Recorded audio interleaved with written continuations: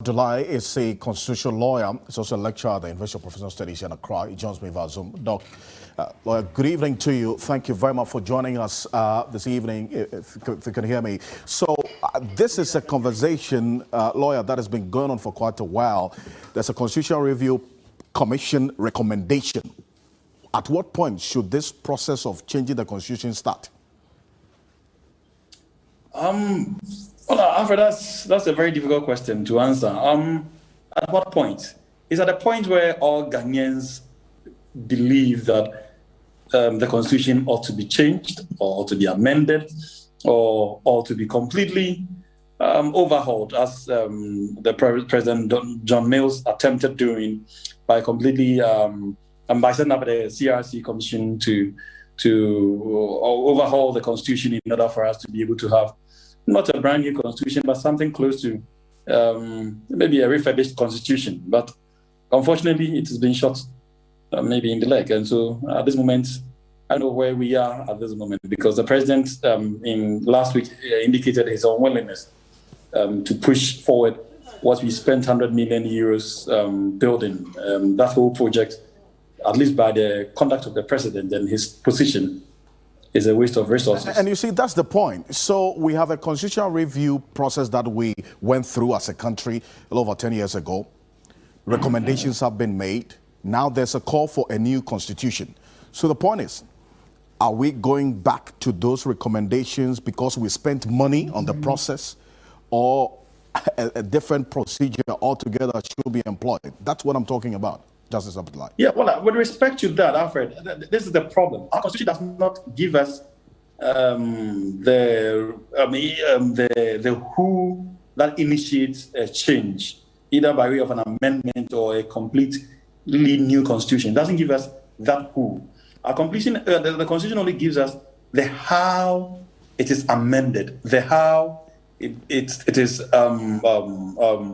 overhauled, if you want to call it so, because we don't have really anything called overhaul. But we do have a process of amending the constitution.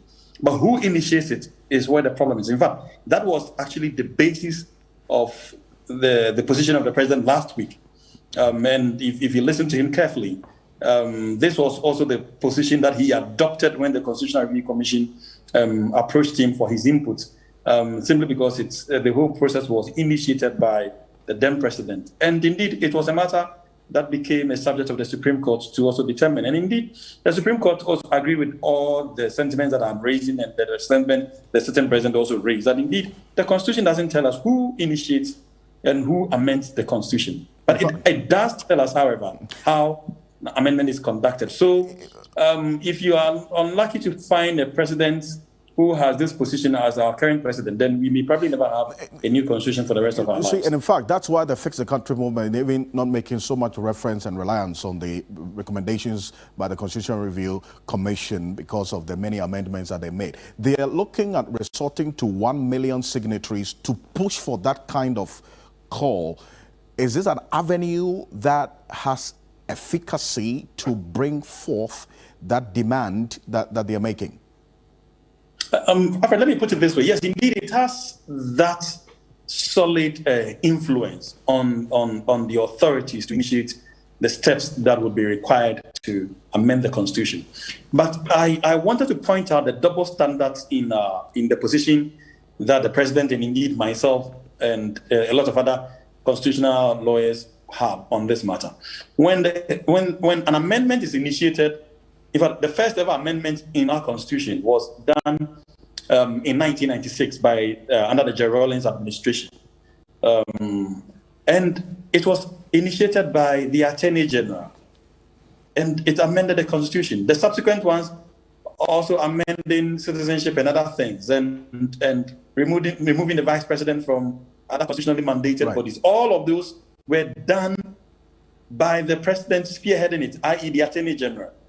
So it does appear that, indeed, even this certain president initiated in 2018 yet another amendment to the citizenship and dual citizenship indeed requirement, and how dual citizens could occupy other positions. Right. Now, that this same president, and myself included, and other lawyers, would be the same person who turns around and accuse and say that the Constitution doesn't provide means of amending it. And so, the person to amend it.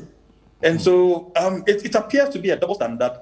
When it suits all of us, we say, well, there is a procedure, but there's no who. But when it does not, then we say, well, there's no who to amend it. But really, I think it is a position that we need to move away from and take that bold step to amend the Constitution and indeed include this difficulty that we all have.